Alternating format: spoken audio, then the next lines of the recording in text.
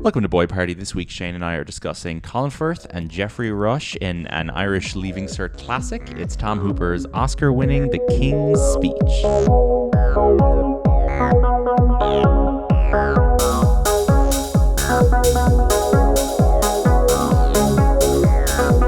In this grave hour, perhaps the most fateful in our history, I send to every household of my peoples, both at home and overseas, this podcast, spoken with the same depth of feeling for each one of you as if I were able to cross your threshold and speak to you myself. For the second time in the lives of most of us, we are at war.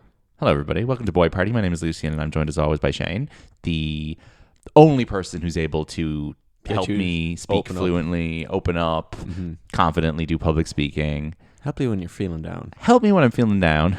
My pal Shane is here. Hello. Howdy. What do you think of the titular speech? The titular speech. The king's titular speech that he makes at the end to effectively hard launch World War II. Yeah, pretty solid. What speeches have we heard in our lifetimes that have this level of like infamy? Because the Obama, we killed Osama bin Laden, maybe. Yes. Unfortunately, my mind jumps to Varadkar at the start of COVID. Oh god! I think that one gets regurgitated a lot on social media. I don't really register the kind of Irishy stuff because I don't take it seriously. I guess what I mean is that's the only time I've watched someone, a political leader on TV, make a speech, and I have felt like it's going to directly affect you. All those COVID speeches to do with lockdowns and stuff. But like Varadkar on Patrick's Day 2020 announcing the first wave of lockdowns is the closest I've ever felt to like, World War II starting or whatever. We're jinxing it because we're going to have the Taoiseach on TV any day launching World War III. But it does feel like that's the closest our generation has gotten, I guess, because like all the 9/11 Iraq kind of business is all American-centric. It hasn't affected us. The pandemic's kind of the one big cataclysmic event that Irish youth have ever dealt with. But do you think his speech is good? I mean, would this make you feel proud and patriotic if you were an English person? I guess a little bit. Like, had me pretty locked in, and I'm as anti-imperial empire as most. I guess this character is so much more likable to me than Churchill. Yes. Right? Yeah. Who, both in this film and in general, I find Churchill such a repugnant figure, and I hate his way of speaking. I hate the type of Englishness he represents. Yeah. So the way Colin Firth plays Bertie in this film, at least, he seems like such an affable guy that I think him being the one to make this big grand speech compared to Churchill's fight them on the landing grounds stuff does get me going a bit more. Obviously in 2017 we had two films that were, we had the Churchill movie Darkest Hour and also Dunkirk, both of which have the Churchill speech as their big dramatic crux, and in Dunkirk it's Harry Styles who reads it out. Yeah. Which works okay, but I just don't find the fight them on the beaches speech to be effective because I guess I know it's coming from a guy who was so full of bullshit. Like, I don't know. He was full of bullshit, and it comes from a place of English pride rather than like a nervous Englishman overcoming like a personal problem. Yeah, which is more compelling. And the king in this has a good anti-fascist kind of approach throughout the film. Like, you see him being visibly appalled by Hitler on the news and stuff while his brother is being a bit wishy-washy about it. So I feel like you do develop a sense that he's genuinely invested in fighting Nazis, whereas Churchill is kind of doing it for like, Churchill reasons, and then the brother is he's just a bit of a warmonger, like. Yeah. I have absolutely no knowledge of King George VI or what his brother or the dad. No, Colin Firth. Colin Firth, yes. I feel like this is the only interesting thing about him is the events in this movie. He came before Queen Elizabeth. He's her father, yeah. So he's the. But when did Queen Elizabeth take over?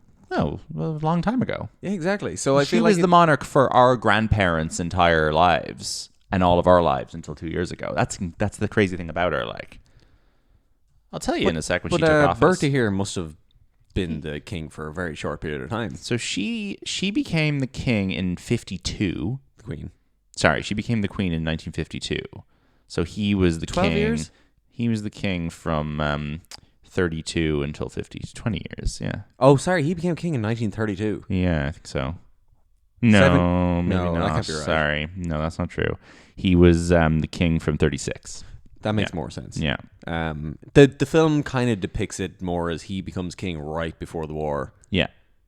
He did not look anything like Colin Firth. No, not at all. I looked up the real speech. He kind of looks like Ben Mendelsohn, I guess, a little bit. Like he's just like he's a lot less square than Colin Firth. Yeah. Interesting face. I mean, I don't want to say the royal family have interesting faces. He looks like, I don't know, he just looks like some guy who'd be on the news giving out about immigrants, to be honest. I mean, that's kind of this not film far off from I know. the monarchy. This film does have we're both, I think, like this film generally. Yeah. It's an easy and enjoyable watch. It is ridiculous how much this film loves the royal family and just completely refuses to kind of accept any valid criticism of them. And all of their pompousness, I guess the word is pomp, is played off as a cute kind of affectation rather than genuine, like, upper class snottiness, which I guess, but like as soon as you insert any sort of cynicism, you kind of just the movie loses. You're immediately off their side. Yeah, you're like, I don't give a shit about this guy because the whole film is just wanting the guy to be able to speak properly, and not embarrass himself. Yeah, you have to get inside his head. Yeah, exactly. You have to feel sorry for this man, so you can't. Yeah, I guess what it tries to do is it tries to make it seem as if he's stuck in this situation. Yeah, and that his father is a dickhead who's bullied him. Yeah. And that because of this, he gets to kind of take up the role of victim. But I guess what undermines that for me is the wife being so... She's just kind of rude and just kind of like... And just like the worst type of like snobby, rich English person. Yeah, like call me one of my titles. Yeah, like she's horrible. The way she interacts with... And it doesn't help that Helena Bonham Carter is like this in real life. Yeah. And I dislike her so much. But the way she talks to Lionel when she goes to visit him at the start, despite having, tricked him, thinking that they're the Johnsons, and then the second he starts to kind of misbehave, she's like, well, excuse me, I will have you hanged, yeah, I'm the Duchess. Sir. And I'm like, you do not get to speak to him this way. Like, get over yourself. And then Bertie shows up and is constantly like roaring at him, which I know his shouting is part of his whole like speech impediment thing, but roaring at Lionel and constantly doing this like, I'm the king, don't dare speak to me like this. And it's like, you guys are not nice people. Like, you need to chill the fuck out. No, like, there is still an inherent I am a descendant of God to them. Yeah, they think that they're God's gift to my the Commonwealth. God-given right, I can talk to you in this shouty way if I feel like it. And the film doesn't seem aware of how awful that is just as a basic human characteristic. Like, they don't have a right to speak to people this way. Anyway. But again, sometimes you just have to ignore certain realities to make films work. And I think it's kind of a necessity here. I know. So as films it works. It works. And as films about the British monarchy and the British Empire go, it's not the most tough to swallow, especially for coming from the perspective of an Irish Republican. I couldn't get through an episode of The Crown. I found it to be so slavish to the rituals that these people live by. Like, The Crown is just obsessed with, how they fucking iron their clothes and how they drink their tea and the dogs and all this kind of shit, right? This film at least keeps it generally on the side of public appearance, public figures, politics. Like, it's interested in their lives as they fulfill their roles as figureheads. Yeah. It doesn't get bogged down in the stupid cosmetic side of royal life. And even when it's kind of mentioned, it's kind of played in a negative thing, like when they show up to dinner late. It's kind of acknowledged that this is stupid and like just the coldness of their mother kind of chatting to them. Like, it's very formal and it's kind of it's played in a way that's like, oh, this is hostile in a cold environment. Yeah, I agree. Now, it's not the best film about the royal family that we've seen, because we have seen the 2019 film The Queen's Corgi, in which Jack Whitehall voices the titular Corgi, a film which features a animated depiction of 45th and 47th President of the United States, Donald J. Trump. I truly think that is the most evil film ever that made. That is the worst film I've ever seen. I'm now deciding that that's my new. I think it's a fun answer and a correct answer.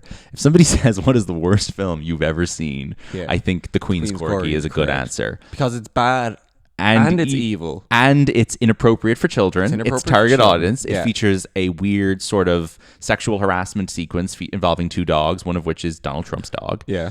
It makes complete light of two kind of evil characters. Yes, it Trump does. And the monarchy. Yes. And yes, also Jack Whitehall is in it. Anyway, thank God he's not in the King's Speech. So the nature of Shane and I's relationship with this film, as with many Irish people born between 1995 and 1999, was it on the curriculum for that long? I'm guessing it is. I can't tell you exactly when it was taken off, but it's definitely not on the curriculum anymore. Yeah. I'm going to pull up the list in a minute of what is now on the curriculum. This film is one of a small list of films that you can... that you were at one point able to study for the Leaving Cert in Ireland, which is, for our foreign listeners, the final big exams you do in school. You spend 2 years preparing, and in your English exam, there is a big essay question you have to answer called the comparative question.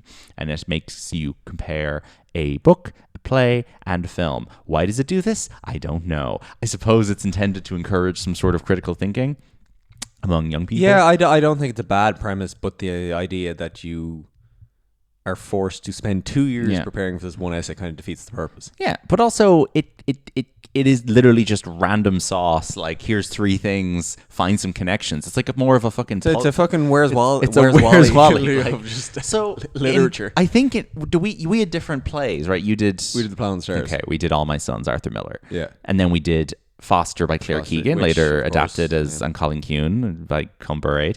And we did The King's Speech, directed by Tom Hooper. And what were the other films we could have done? Do you remember? So I remember at the time, Citizen Kane was one of them. Okay. My parents were not happy when they picked The King's Speech. Juno was there at the time. I think a few people did that. I know people who did Juno, friends of ours. An interesting one in the sense that in 2016, I mean, I think a film where a young woman tries to get an abortion and stuff like that is quite progressive for 2016. Yeah. But Juno's not a particularly progressive film by today's standards, but trans icon Elliot Page stars, so there is a fun angle to it. But I don't know, there was a few others. Those were the only good ones. I think there was a documentary, like there's some Irishy shit. Oh, I think Death of a Superhero, based on the Anthony McCartan novel, was on the syllabus. Okay. But anyway, King's Speech was neither the best nor the worst thing that our school could have chosen, I guess. But it is such a, it's just such a like middle of the road, like Orty one. I think it's a very, choose, very easy one to interpret. The themes of it are so explicit. Yep. I think there's no kind of it's fuckery or experimentation with the way it's shot or presented. It is basically just a play. Yes, it's a play. It's actually it's not based on a play, which you think it would be. So like 60% of this film is set in one office. Like maybe. Or just, it bounces between rooms. Like there's nothing outside here.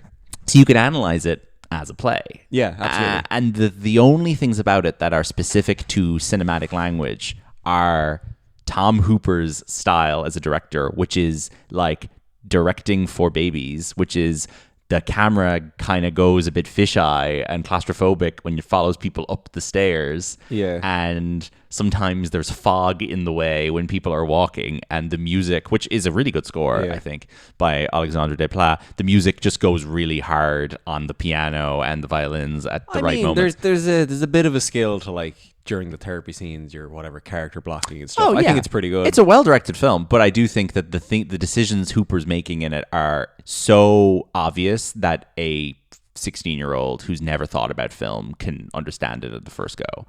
But again, there's a skill to being restrained and not trying to do something that's not needed for what this is. Like, it's not a slight on the film. I guess it just annoys me that schools would have picked this as the most easy, basic one to do. Yes, that's kind of the point here. Citizen Kane is doing so much more, both as a film and as a written text. Like, if this is the only film you analyze as a teenager, you're not going to be able to expand to other films. Not at all. No. So here's what they've got this year. Right. I have very mixed feelings about this list. Okay. The Grand Budapest Hotel. Okay. That has very little going on outside of the style. I mean, that's a really great film, but the story of that film is hard to condense. Like, there's a lot of stuff going on in it. Like Shawshank Redemption. That's pretty King Speechy. It's very King Speechy. Basic. Yeah. Again, more, but there's, you would basically probably not touch on any character other than the main two guys, because all the subplots in that are a distraction. Mm-hmm. Something I've literally never heard of. Maybe I should have. Mustang by Deniz Gamze Erguven. Okay. Barbie. Oh no. I think studying Barbie for the Leaving Cert is stupid. That's a stupid movie. That's a movie made to sell toys. Like that's not a film made for analytical purposes. They had Lady Bird and they replaced it with Barbie. That is so stupid. That's really bad, like replacing it with Barbie. There's nothing in Barbie you could analyze for the Leaving Cert. But what play are you comparing this to? Like Macbeth, yeah. Medea. Oh, great, Tyler Perry. The Crucible, Girl on an Altar, A Raisin in the Sun, Scythe. I don't know what plays are. But I'm guessing I just don't. All find you're doing Barbie to be an interesting vehicle. No, I would say that all you go into with Barbie is like her autonomy and freeing herself of her shackles as a doll and becoming a human being. Sure. And I'd say the Ken doesn't even get mentioned in that essay, like, because that shit is just comedy. Yeah. Next up, Knives Out. Kind of the same thing as Barbie. Like, yeah, I don't know. I don't think comedies should be on this list. No. Whatever. Murder mystery is a very. So much of Knives Out is just references to other stuff, though. Yeah. Like, it's too meta to be analyzed on its own terms. Unless you're analyzing it to a traditional maybe if you're comparing it to a murder mystery novel. Like maybe that's the Barbie thing as but well. Like the books on here, how things have developed as a I'm looking at the books. If you were comparing Barbie to Pride and Prejudice, I suppose you can get the sort of female autonomy. Yeah, if you're doing a kind of a time period analysis, I guess that's where the Crawdads sing is on here. Yeah. Small things like these. I don't know how you compare that to Barbie. That would be insulting. Then, next up, Asif Kapadia's documentary about Maradona. Barbie herself was in a form of Magdalene laundry. Yeah. Diego Maradona documentary is on here. Now, this is a great film. This is like a great documentary. That has to just be one for the boys who are doing foundation level who don't want to talk about a movie. And they're like, you can just write about Maradona. Class. Okay, class. Maradona's journey from rags to riches can be compared to the Magdalene laundry. I disagree that documentary should be on this. I disagree profoundly. That's just like writing about a newspaper article. Yeah. That's not it's not following cinematic rules. And then On the Waterfront, which is the Citizen Kane of this year. I mean, it's a great film. Sure, I can't imagine any teacher is picking it. Mm-hmm. And then our last one, I'd say the most popular choice, The Banshees of Inisherin. That's definitely getting picked a lot because comparing that to one of the Irish books and plays is very easy because it's pulling from the same source. Like if you're comparing Banshees to John B. Keane to Claire Keegan, that's very fucking easy. They're very interchangeable. Like, setting wise. That's lazy. I don't approve of that at all. So I guess all things considered, you could do worse than the King's Speech. Yeah. Yeah. So what did you get in English in your Leaving Cert? I got an A2. A2? I got an A2. A1? I exceeded expectations. That is good. My English teacher, I never got an A in English in my 6 years in school. Oh, yeah? And at one point I asked my English teacher, why are you making B's all the time? Yeah. I'm not really doing nothing wrong here. And he was just like, you just don't have it, kid. Is pretty much. What a rude man. and you know what? Shane, I'll tell you now. I think if you watch the King's Speech through the eyes of the Queen, you maybe would have an idea. Is that a good impression of him? I don't think so. No, I think basically I was good at reciting facts and notes, but I didn't write in a very particularly engaging way, which is where he was knocking my marks down because he was bored shit by me. Yes, but he's a certain type of person. He's a certain type of person, but I'm also... You might have gotten A's in my class with my teacher. I didn't cop that at the time, where I was like, I'm doing exactly what you're telling me to do. Why is this not getting me everything? And I guess I just... Your English teacher liked me. He never taught me, but he liked me. Okay. Because he knew that I read outside of school and was into film and stuff. Whereas he never got that sense from you. No, and he didn't. He wouldn't be charmed by you in the classroom. No, but if he got to know you outside of the classroom, he probably would be. It's unfortunate. He was correct to not give me A's in English. Sure. I didn't deserve them. Well, look. Anyone who does a podcast now where they analyze films once a week probably got an A in English, right? Apart from Redacted. You gotta cut the shit out of him. What the fuck are you... You fucking need a Diego Bro did Diego Maradona for his Leaving Cert. He compared it to the Where's Wally book. I'd love to write about Where's Wally in my comparative. In small things like these, the character has to find the Magdalene. He's a small thing. He's a small thing in a big crowd of people. I'm just gonna bleep out. I'm just gonna bleep out what you're gonna say. Where is the king's voice? Can we find it?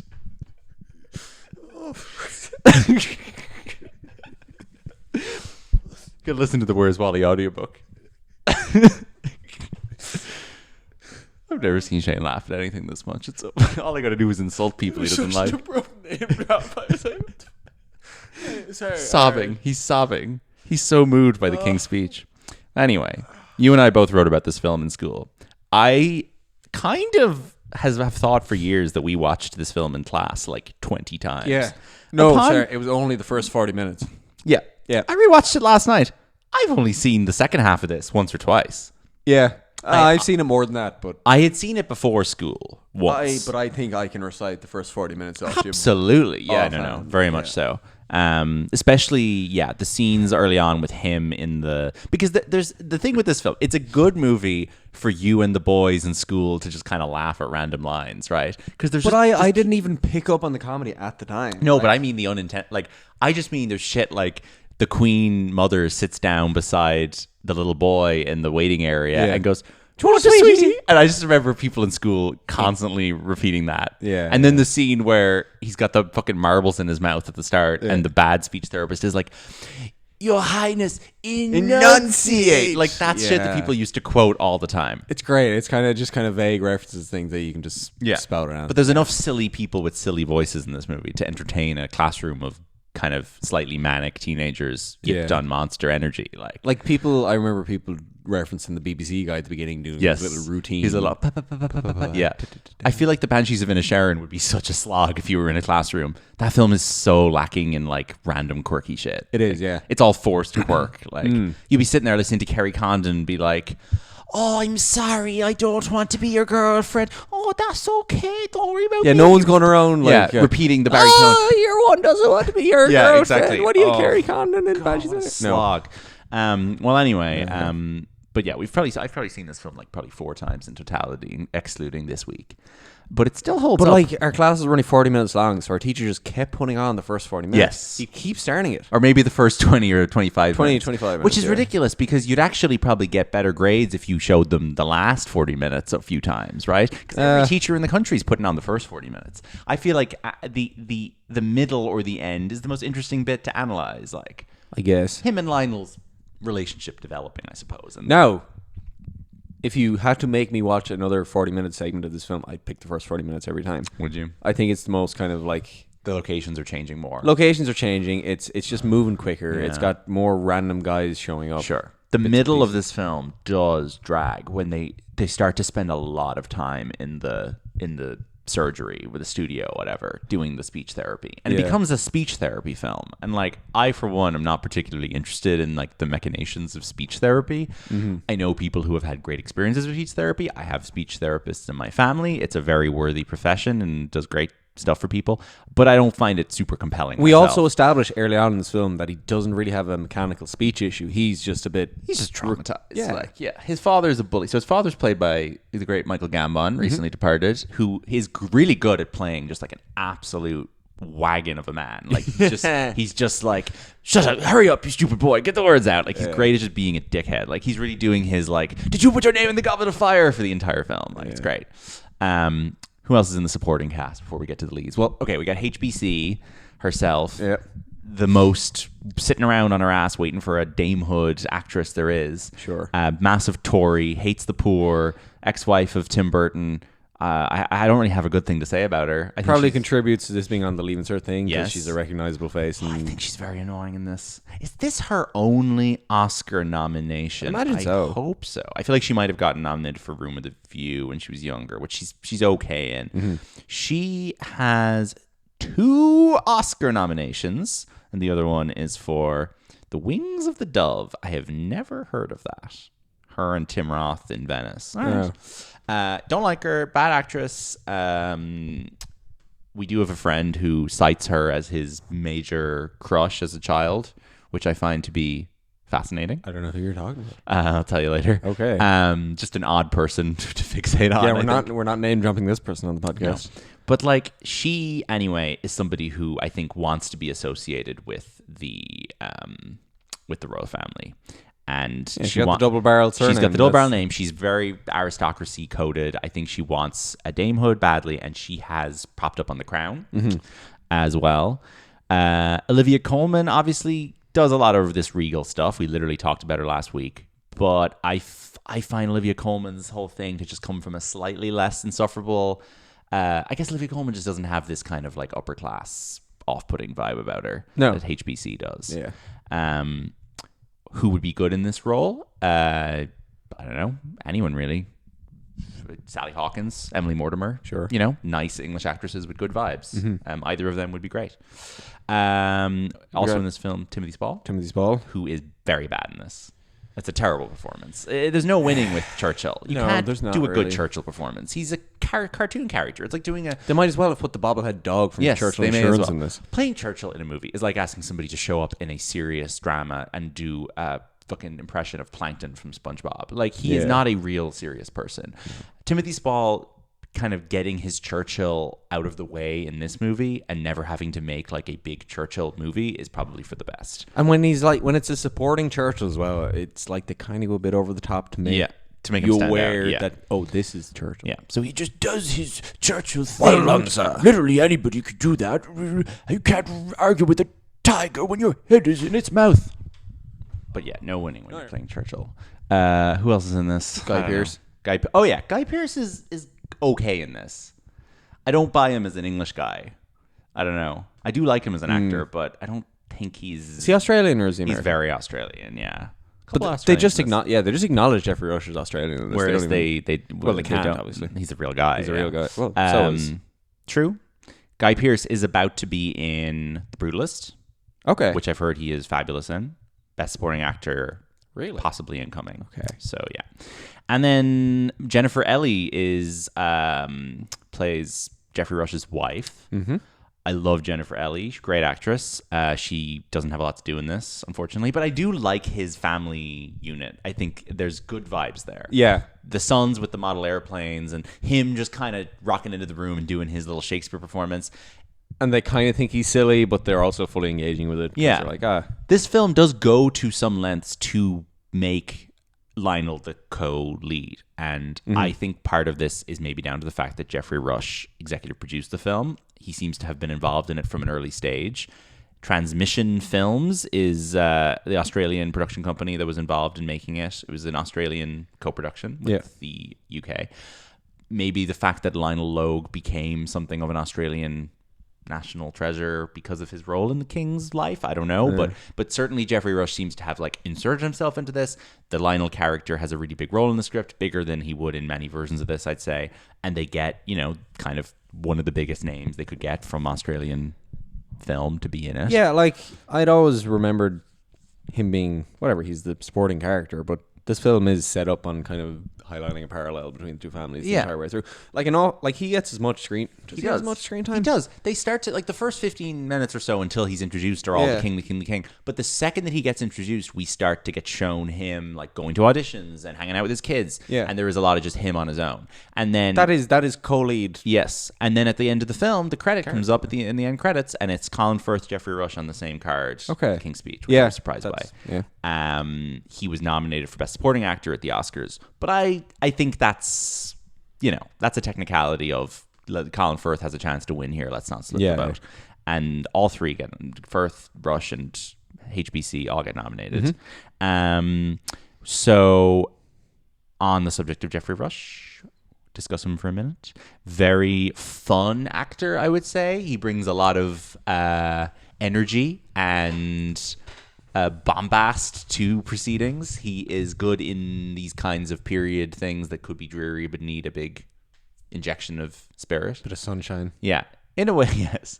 In a way you could say about someone like Timothy Spall, I guess, as well. Like he's just got a lot of He's got a bit of wobble to him or something. I don't know what. Yeah, he has a big face. Big face with big features. and he's got a funny voice. He's kind of got the big eyes that kind of leer at you, so you're immediately like, oh, who's looking at me there? If I went to see him in a stage show and he made eye contact with me, I would feel so sick because he has such intense eyes. Yeah. But he does have a face from another century, really. Like, he looks like a person from like 300 years ago, which is why he's so perfect playing like dukes and counts absolutely, in all these movies.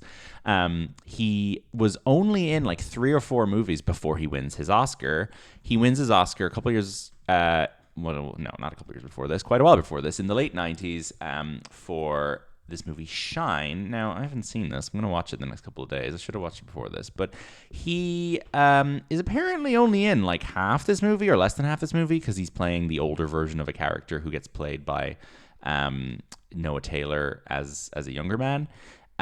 This is his 4th movie he was ever in. The consensus on this seems to be that it is annoying that he won this Oscar because of who he beat for Best Actor this year. Okay. The person that could have won this award in this year was Tom Cruise for Jerry Maguire. And it would be nice to live in a world where Tom Cruise had won that Oscar. It would be nice. Even though Jerry Maguire is not a film either of us has much of a relationship with by the standards of Cruise, but like that was probably his best chance ever, and he got beaten out by Geoffrey Rush in Shine, which just does feel like some real Oscars bullshit. Nominated also in that category, Ralph Fiennes in The English Patient, Woody Harrelson in The People vs. Larry Flint, and Billy Bob Thornton in Sling Blade. That's a really fun list of 5 actors. Yeah, a lot of fun guys. Guys, and that's the year that Frances McDormand wins, Cuba Gooding Jr. wins for Jerry Maguire, and Juliette Binoche wins for The English Patient. Like that. That's a fun year. I would imagine that Cruise got very. Is there an aversion sometimes to giving 2 actors from the same film? So I don't know. Sometimes nowadays, yes. In the 90s, they loved doing that. Like they were giving Jodie Foster, Anthony Hopkins a couple of years before this. But anyway, Jerry Rush wins his Oscar for Shine and gets nominated again a year and a half later for Shakespeare in Love, and basically makes nothing but Shakespeare in Love type movies for the next 5 years. Like we watched the trailer for this thing he's in called Quills, which is this like just smut. It's like smut is a good way to put it. It is set in Paris. It's about the Marquis de Sade. It is just like horny French aristocrat movie where Geoffrey Rush is sniffing Kate Winslet's neck on the poster. And he's got real neck sniffing vibes, both in films and possibly in his personal life. You can look up his Wikipedia page, click on the legal issues section. I do feel like Geoffrey Rush being typecast as kind of crazy, loud guy in a court in the 18th century is unfortunately like something that was bound to happen. Bang on, yeah. Even though his Oscar win was for a contemporary film, but like he has old-timey vibes, and there's nothing you can do about that. Yeah. But in a nice way, where I think he's someone who like brings a modern energy to old-timey settings rather than your sort of Anthony Hopkins, Jeremy Irons types who are just kind of these like guys who feel like from 200 years ago in a slightly less exciting way. But he's never really had like an Anthony Hopkins level career. Maybe his limitations do kind of stop with period films. Like when you cut the silliness out of him a little bit, it kind of he wanes a bit. I think maybe. But he gets cast in 2003 in a little film called Pirates of the Caribbean, Curse of the Black Pearl. He is in like 8 movies in 2003, including Finding Nemo, the Coen brothers' Intolerable Cruelty, which he's great in. He plays the pelican in Finding Nemo. And Pirates of the Caribbean, Curse of the Black Pearl, in which he gets or does he get second billed? Can't remember. He gets second billed to Johnny Depp. He plays Captain Hector Barbosa. A phenomenal performance. And I think underrated and probably more responsible for the success of that movie than people give him credit for. Like, obviously, Johnny Depp is great in that, and the whole thing works really well. But he's so much fun, and he's like exactly the right guy you want in that role, who is just playing the Flying Dutchman from SpongeBob. But he's great.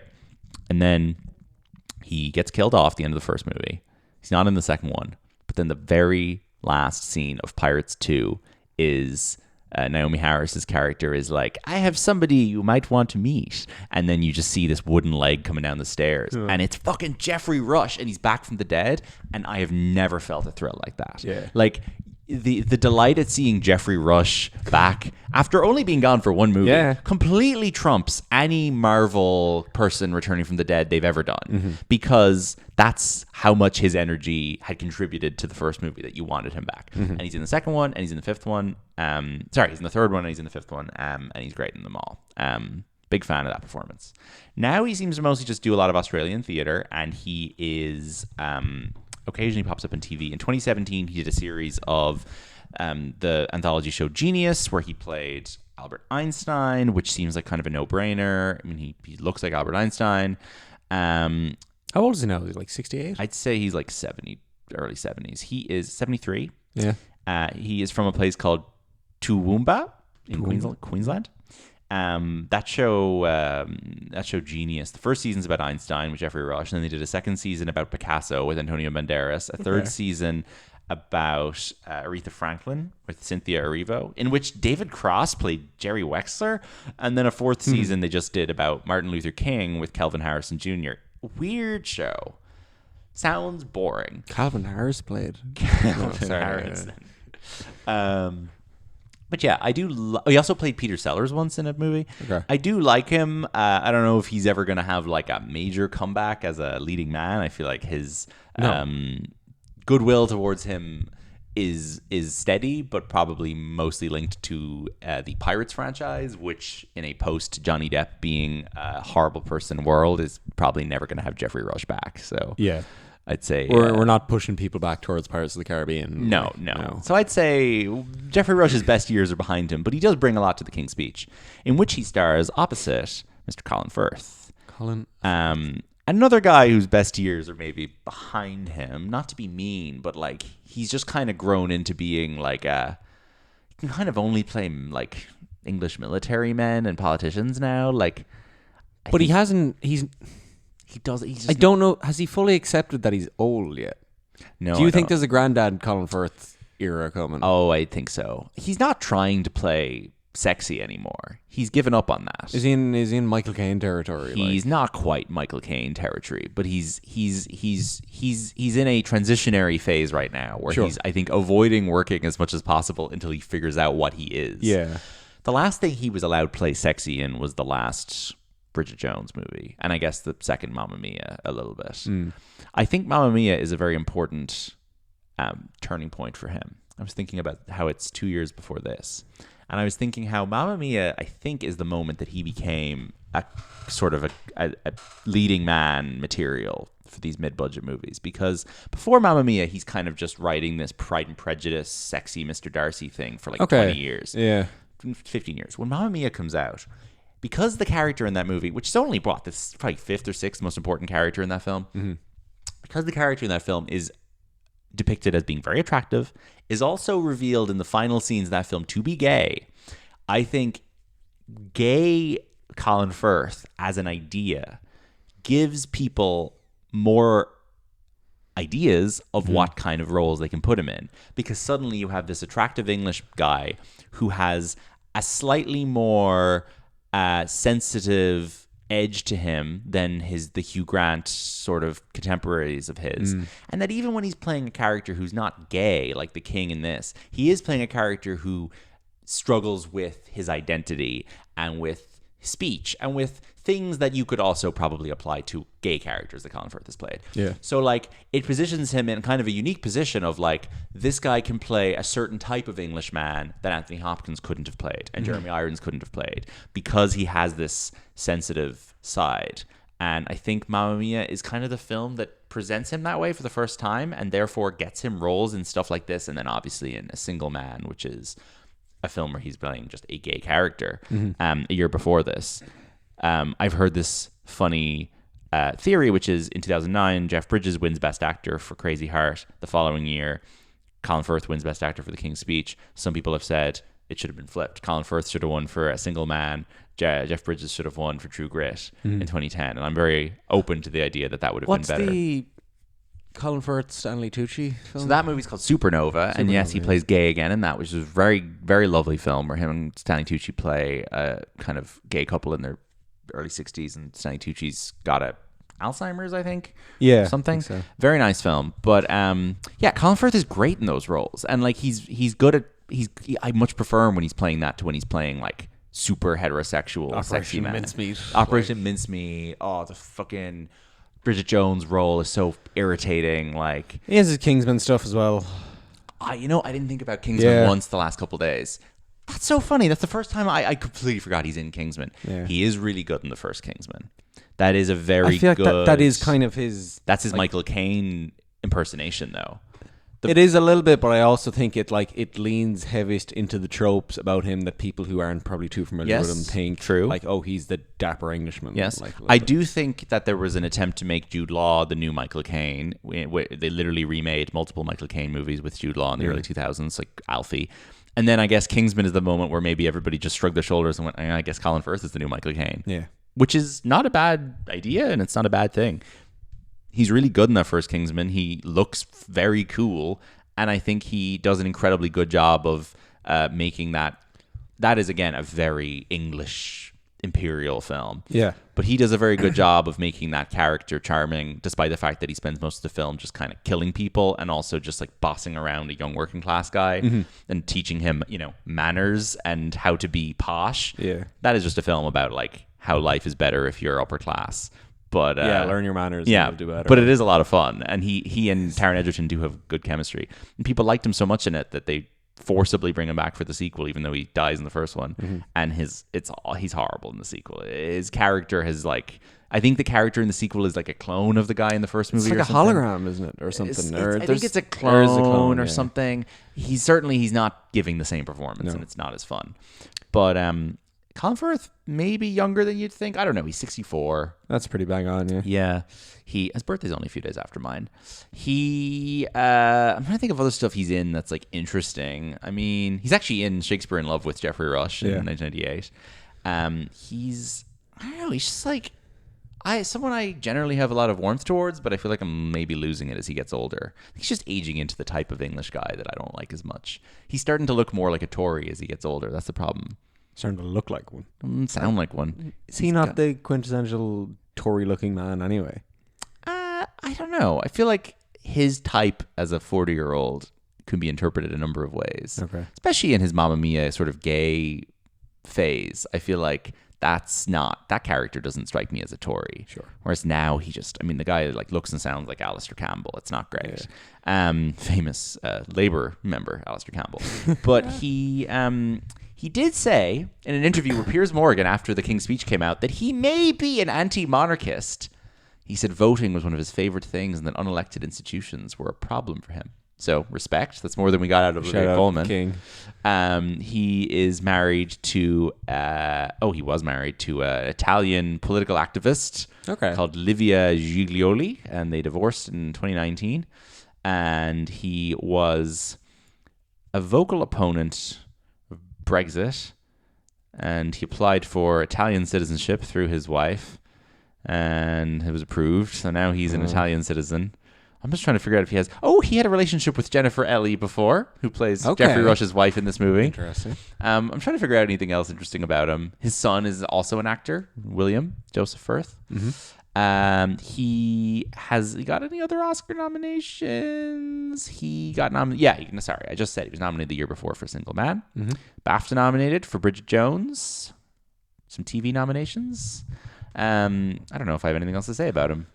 I think he does some quite good jaw acting in this. He does. That's a good performance. I think his jaw is doing a fun thing. Yes, he's wobbling his jaw. It's super restricted, kind of stuck back in here. Do people with speech impediments? But he has kind of got a... How do they feel about this movie? He has got an interesting kind of mouth thing going on anyway. He does, yeah. It's kind of one of his bits. He does. I mean, he has an interesting... He kind of has a stammery way of speaking, as does Hugh Grant. But Hugh Grant kind of talks like... He sort of talks like this. Whereas Colin Firth is harder to do an impression of. He talks like... Like if I was in Mamma Mia... You see, I know Mamma Mia like off by heart. Yeah. I'm trying to think of what he says. Like... He goes, well... no, I can't do it. I don't know why I'm trying. Now I work in the bank... A family man. No, I can't remember the words. The British Stammering Association welcomed the release of the film, saying it was a realistic depiction of the frustration and fear of speaking face with people. It said that his portrayal of the king was very authentic and accurate. So there you go. Great. Well done. What did the Association the Oscar. of Men Who Like American Women and It Affects Their Job say? I don't get the joke. Wallace Simpson and the guy. Oh, sorry. The guy Pierce. Sorry. Should we briefly, just for 10 seconds, the morals of his situation? Yes. Did the Guy Pearce character do anything wrong? No. Did he? Okay, he's a bit sympathetic to Hitler. That's not that. I don't support that. No. But in terms of the marriage to Wallace Simpson, we're completely pro. I'm pro-divorce. We're pro-divorce here. And I'm pro-marrying divorced women. Yeah, absolutely. And there's no issue with that whatsoever. Divorced women hit us up. No, maybe don't. What did you say? I said divorced women, call our line. Yeah, exactly.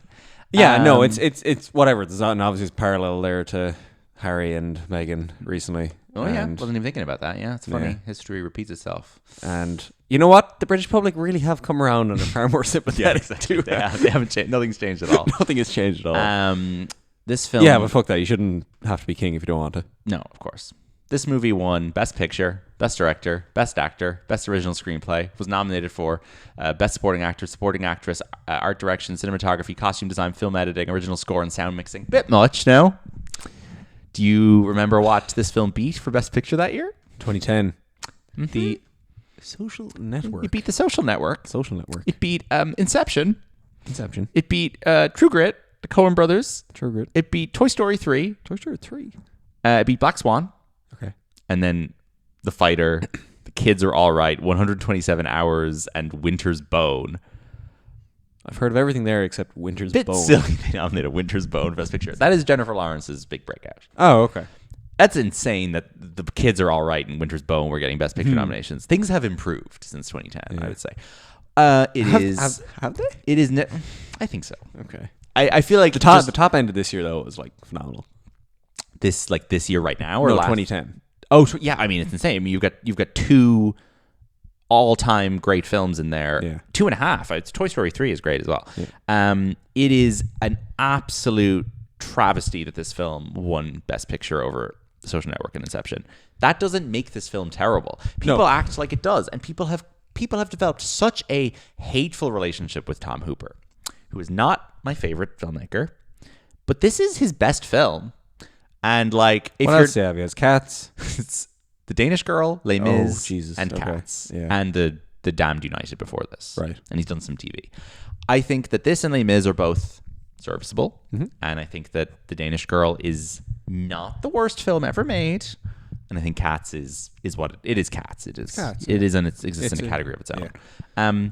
I'm like, glad he's around. Did this benefit from being so kind of like 6, 7 out of 10 on every element of it? That Inception and Social Network just kind of turned people off. I think the movies that win Best Picture, with some exceptions, I'd say Oppenheimer was an exception. Yeah. With the movies that win Best Picture tend to be the ones that are number 2 on everybody's list. You know, the people who love The Social Network put this number 2. The people who love Winter's Bone put this number 2. And that's how you end up with a winner because they use preferential voting.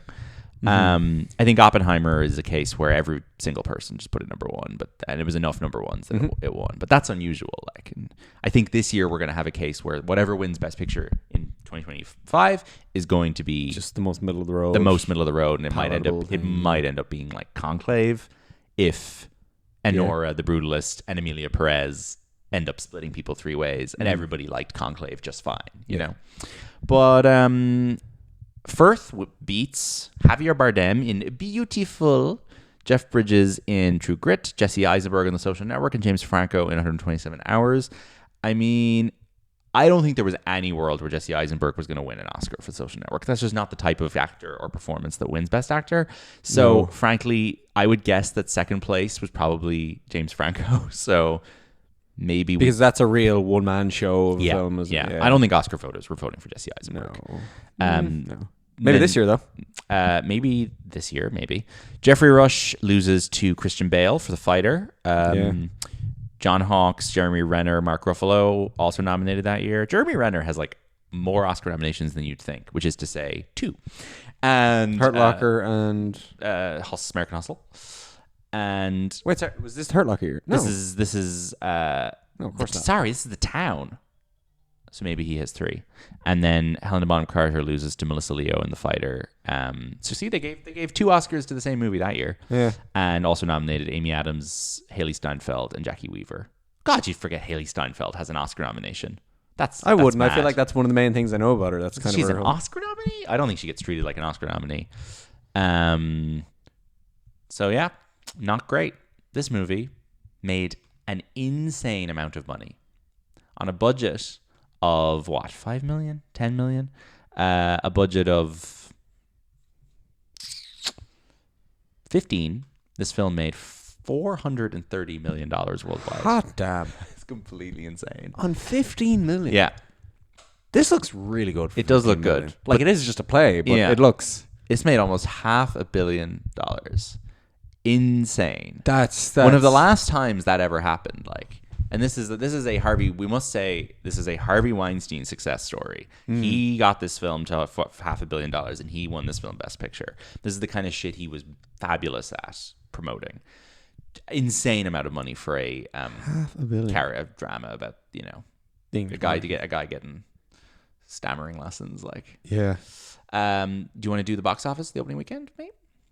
Sure. I do indeed. So this is the US release. What time of the year was it? Oh, so US came out November. Yeah. This platformed December, came out here first week of January. Mm-hmm. Oscar, nice little Oscar release. Okie do. Let's see what I'd we say got there's here. some fun stuff in here. Yeah, it's good. Well, obviously there's some fun stuff in the So Best this film Picture. came out our first couple months of being in secondary school, and then by the time we were doing the Leaving Cert, it was already on the syllabus. Kind of funny that things worked out that quick way. Turnaround. Yeah. Okay. Well, this isn't anywhere near the It probably top. It opened was in a a couple of limited screens. opening. That's fine. All right. Do you know what was really big this year? So what's the weekend? 26th of November. So the number one film is going to be Harry Potter and the Deathly Hallows Part 1. Yeah. Second week. Very good. Another big week for the English. Big week for the Big week English. for the English. Number 2. Any idea? Another Helena Bonham Carter movie, Harry Potter. Number 2, couple things that could be in this, floating around this top 5. I'm going to guess Megamind. No, but it is also animated. The two animated ones are 2 and 3. Is this Legends of the Guardian, The Owls of Ga'Hoole? I wish. Because because Geoffrey Rush is in that. All right. Is he? Oh God, he's the he's one of the owls in that. Yeah. Of course he is. Of course, makes so much sense. He looks like an owl. Absolutely. Go on. Do you know what this is? Is it animated? Yeah. Okay. Not Despicable Me. No. Not Megamind. Not the Owls. I think this made a lot of Tangled. money. Tangled. Boring. The most expensive film ever made. Yeah. It is. Yeah. Oh, it is. $400 million budget. Insane. Yeah. Sorry. Within the world of this podcast, the most expensive film ever made is famously James L. Brooks's How Do You Know? But anyway, carry on. Okay. Next up, we've got a film where the two leads. Do you know? Sorry, very quick. Do you know who the male lead of Tangled is? Zachary Levi. Continue on. Yeah, it is. The next one. The two leads of this are not actors by their main trade. Oh. Musicians. Is it about music? This movie is burlesque. This is burlesque. Cher has an Oscar for acting. I would say she is. Yeah, but you're right. She is the singer first. Christina Aguilera. And Cher. Someday we will do an episode on that. Yeah, that looks fun. We just need a gay man who knows about those women to come on and do it with us. Do we know any of those? I actually don't think I know any gay men obsessed with Christina Aguilera, but I'll find one. Oh, I thought Brendan would take the spots. Brendan, if you're listening, he's a Cher guy. You're not a... No, Brendan's not. Brendan, I don't think you're a Cher or a Christina head. Oh, maybe not. Maybe he is a Christina head. Anyway, keep going. No, I've never heard him talk about it. No. All right, next up we have a movie about transport. This movie is Unstoppable. Yeah. Pine and Denzel. There's a good boy party. A good might do that. Good someday. double bill with burlesque. Yes. Next Tony Scott's final film before he dies. Yeah. Okay, next up we have got kind of a rom-com. I'll get it with a tiny bit more information. Okay. Both of the leads have been Man and featured woman? on... Yeah, man and woman have been featured on... This podcast. Sorry, they were featured on the same episode. Of this podcast? Yeah. For a different movie? Yeah. Was it an episode where there was more than two being discussed? Mm-hmm. Okay, interesting. No, okay, sorry. One of them was not one being discussed, but they were in this. They were in it. Was it Pulp Fiction? No. Was it Closer? No. Oh. I don't know. So the man was the subject of one of our episodes. Okay. And then the woman just happened to be in it. Woman just happened to be in it. What movie would that be? I don't know. I need a bit more clue. Who's the bigger star then? The man? No. I don't think so. I think she's a bigger star. It's not Natalie Portman. No. Hathaway. Yeah. Yes, Brokeback. So this Mountain. is the Love and Other Drugs. Love and Other Drugs. Not a very good film. Josh Gad is in it. Therefore, I'm not allowed to watch it because of the court injunctions. Oh, of course. Yeah. No comment. Okay, we'll go. This is a one-word titled movie. And Megamind. No. We already did Megamind. No, we didn't. Megamind was third. Oh. Didn't. Sorry. All right. I told you they were Megamind consecutive, and you said Megamind. I like Megamind. I think Megamind's really funny. I think I've given Megamind 4 stars on Letterboxd. Megamind's probably the most overrated film ever made. Anyway, carry on. This is a movie with a poster that looks like it should be on the side of one of those driving games in an arcade. Okay, all right. I like this. Is the car? Car on the poster. I get no. There's no vehicle. There's no vehicle. No. Is there an just actor? A man with a gun? Is it The Rock? It's The Rock. Is this movie called Snitch? No. Is it called like Walking Tall? No, it's one word. It's one word. And it's not. Billy Bob Thornton is in it. Is this not Snitch? No. I thought Billy Bob was in Snitch. This has got a fun tagline that is related to the. I am title. aware of this movie. This is Slow justice is no justice. This movie's called Speed. Faster. Slow justice is no justice. Oh yeah, that does. Yeah. It is. I mean, he looks like Hobbs on that poster. Absolutely, yeah. It's like a Hobbs spin-off that we didn't need. Fast and Furious. This is not a Fast and Furious. Yes. Yeah. No, it's before he's in. It's 6 months before he's in Fast 5. Yeah, which is quite funny. Mm-hmm. All right. Next up, a film you like, and I think maybe a boy party at some point. Ooh. It also features a car. It also features a car. Is it a comedy? Yeah, it's a comedy that heavily features being in a car. So there's 2 people on a road trip. Yeah. Oh. And is one of those people old and one of those people young? Yeah, there's an age gap. I'd say at the time this was shot, it was kind of like early 50s, early 30s combo. Oh, I think this movie is Due Date. This is Due Date. There's not much of an age gap there. I was thinking 2 days ago about doing Due Date on this podcast. Yeah. And you know what stopped me? We just did Joker. We can't do another Todd Phillips that fast. Oh, yeah. That's the only reason we can't do it. Yeah. It's a good boy party. There are 2 actors I'd like to talk about together, but I'm not doing 2 Todd Phillips movies in 6 weeks. That would be illegal. Fair enough. All right, one more. We're at an hour. I don't know what the next one is. So okay, we'll wrap it up. Guess it off the top of your head. No idea. Okay. What is it? Tell me the name. No, I'm gonna. Okay. We're doing the game. We're doing the game, folks. We're not doing the credits game. It's a Paul Haggis film. Oh, the infamous Paul Haggis, director of Crash. Yeah. Definitely not someone who's been cancelled. I don't know what Paul Haggis was making in 2010. The Next 3 Days. Oh, it's Russell Crowe. Russell Crowe and Elizabeth Banks. Yeah. That movie has a fun poster where the running is happening inside Russell Crowe's brain. Yeah. Then whatever was there? Morning Glory, 127 Hours. Morning Glory, that's a movie that doesn't like. That's like no, thank you. No, there's nothing else in this list worth. No, thank you. Thank you everybody for thank you everyone for tuning in. I just want to mention as well lastly that the poster of this kind of fucks with the microphone. Mic. Oh, believe you, buddy. I'm taking a picture of you in 5 minutes to Photoshop you onto that poster. Ah, yes. Colin Firth billed first. Geoffrey Rush billed second. That's fine. Colin Firth wins. Colin Firth wins the movie. Geoffrey Rush, sure. And yeah, I have nothing else to say about it. Thanks everybody for tuning in. We have a slightly different audio setup this week. I hope that this episode sounds nice and crispy. Send us your Leaving Cert English scores. Do. If you have an essay about the King's Speech, do send it in and we'll have a look at it. Yeah. I forgot. grade. I was at home today and I forgot to look for it. But I'll be back next week with another boy party. So get home safe. Bye-bye. Bye-bye.